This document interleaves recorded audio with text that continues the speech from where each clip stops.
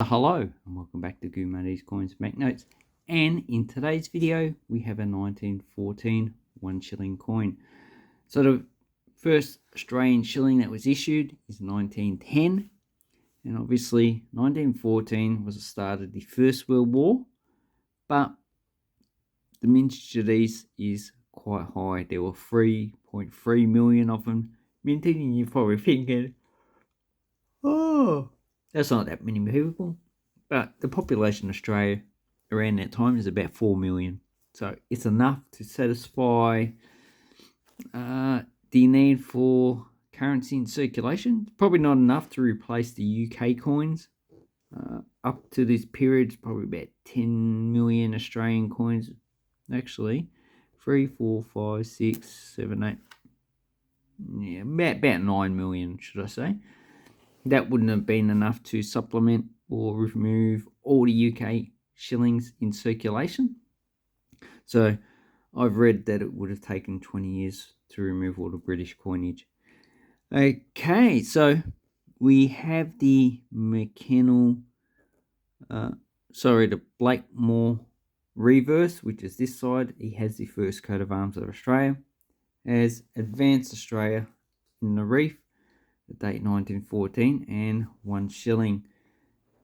On this side, this is the front of the coin because that has the effigy of the monarch, and that's the Edgar McKennell effigy of King George V.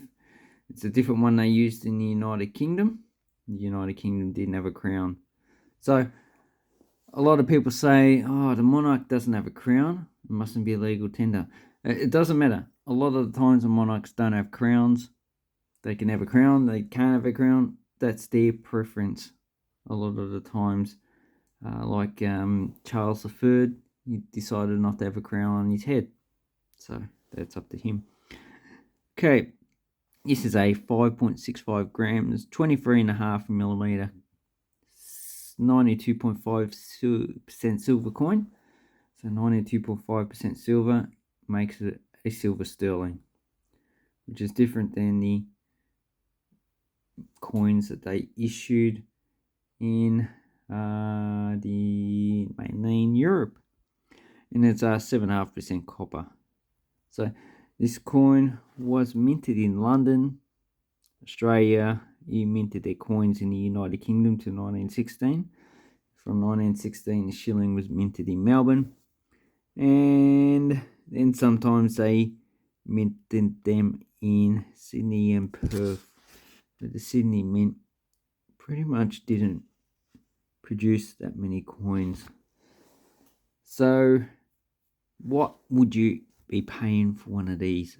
So in this condition, which I'll say is probably very good, you should be paying probably about $10 to $15, maybe $20. If it's very fine, yeah, probably $30 to $40. If it's uncirculated, you're probably paying at least $500 to $600. So they do get more expensive in higher grade, because a lot of these coins were never kept in higher grade, because obviously at the time, majority of Australians lived in poverty. So majority of the coins would have never been kept except for those who were rich. And it wasn't really a middle class at the time period. There was pretty much, it's like a third world country. There was the really rich and the really poor. And that's basically it. And the really poor just don't keep coins. They just can't afford it. It's either that or starve to death. So what would you rather? Starve to death and keep coins, or maybe live longer and spend all your money? Okay, so we have to see if there's any errors you can find. Okay, so the error catalog does not have any errors found, but it's just the standard ones. You probably get die cracks. You would get broad strikes, ram strikes, click planchets. All the stuff you can find on any coin from any country, from any year. But in 1913, they had a figure 3 in date upright. And in 1915, they had the second figure 1 in date upright. So obviously, before and after this date, they had a problem with the placement of the numbers. So maybe you could actually find one of those. And all the other errors at this time were pretty much die cracks and cuds. So it seems up until the 20s, they had a problem with the dates. So I would just focus on normal die cracks and just probably check and getting a few coins if you can, which are very bit costly, and seeing if the date system is out of line. So if this is upright, instead of following the actual curvature of the actual coin, which this one seems to do.